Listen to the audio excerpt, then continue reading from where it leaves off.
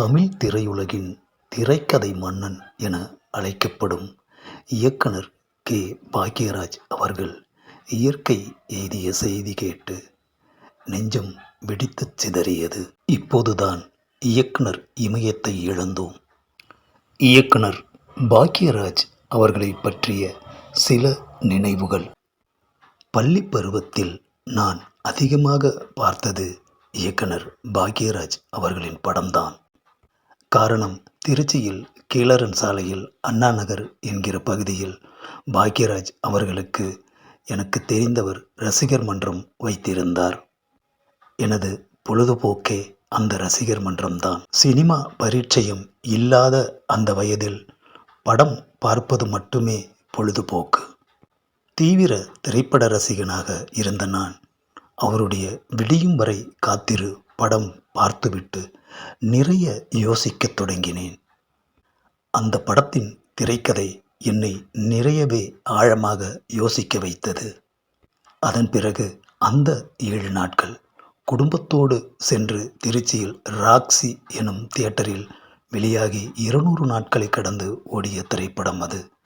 ஒரு திரைப்படம் என்றால் எப்படி இருக்க வேண்டும் என்பதை என்னுள் விதைத்தது அந்த 7 நாட்கள். எம்ஜிஆர், சிவாஜி, கமல், ரஜினி இப்படி இருந்த இந்த காலகட்டத்தில் பாக்யராஜ், டி. ராஜேந்தர் எனும் ஒரு சூழல் உருவாகியது.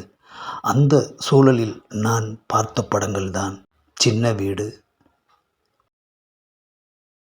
முந்தானை முடிச்சு, இது போன்ற படங்கள். இவை அனைத்துமே 200 நாட்களை கடந்து திருச்சியில் வெற்றிகரமாக ஓடிய திரைப்படங்கள். அப்போதெல்லாம் நான் நினைத்து கூட பார்க்கவில்லை நாம் இந்த திரைத்துறைக்குத்தான் போவோம் என்று. எழுதத் தொடங்கினேன். என் எழுத்துக்கள் நடிகர் பிரசாந்த் அவர்களின் தந்தை தியாகராஜன் அவர்களின் மூலம் என்னை சென்னைக்கு அழைத்து வந்தது.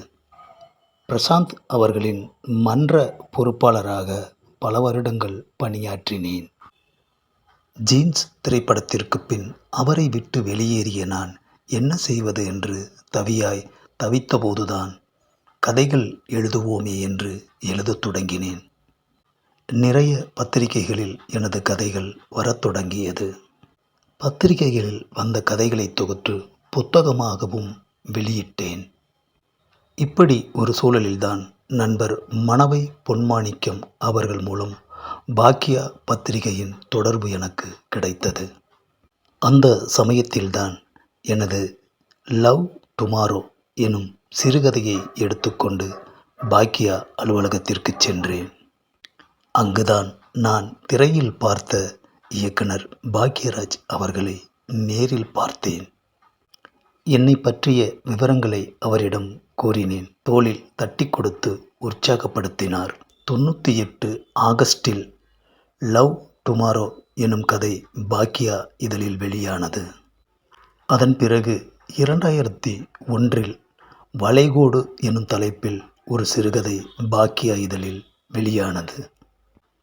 2002 எனது 25வது நூலாக வெளிவந்த துளி துளியாய் எனும் ஹைக்கூ தொகுப்பு நூலை பாக்யாவில் விமர்சனம் செய்திருந்தார்கள்.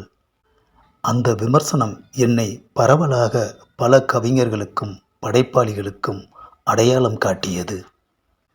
சிறுக சிறுக கதைகளை எழுதி பதிப்பகத்தின் மூலம் நூல்களை வெளியிட்டு இன்று 135 நூல்களை எழுதி முடித்து வெளிவந்துள்ளது.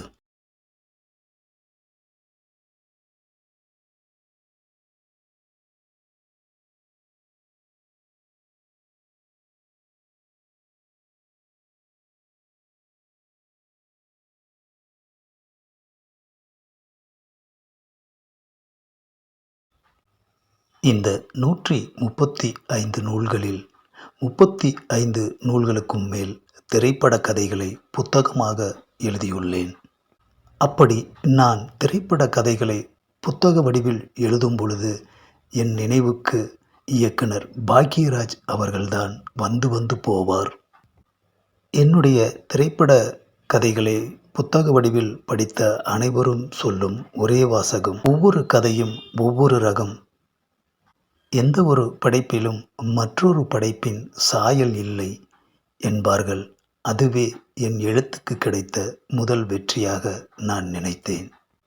இந்த உலகில் நமக்கு தெரியாமலே பலர் நமக்கு நிறைய விஷயங்களை கற்றுத்தருகிறார்கள். ஆனால் நாம் அதை பற்றியெல்லாம் யோசிப்பதில்லை.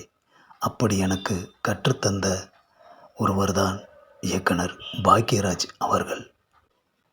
எனது எழுத்துக்களிலும் படைப்புகளிலும் பாக்யராஜ் அவர்களின் பாதிப்பு இருக்காது. ஆனால் அவர் போட்ட பாதை என்றென்றும் இருக்கும். அனைவருக்கும் வணக்கம். நீங்கள் நம்ம சேனலுக்கு புதுசுன்னா பக்கத்தில் இருக்கிற பெல் பட்டன் அமைத்தி சப்ஸ்கிரைப் பண்ணிக்கோங்க. தொடர்ந்து எல்லா வீடியோக்களையும் நீங்கள் பார்க்கலாம்.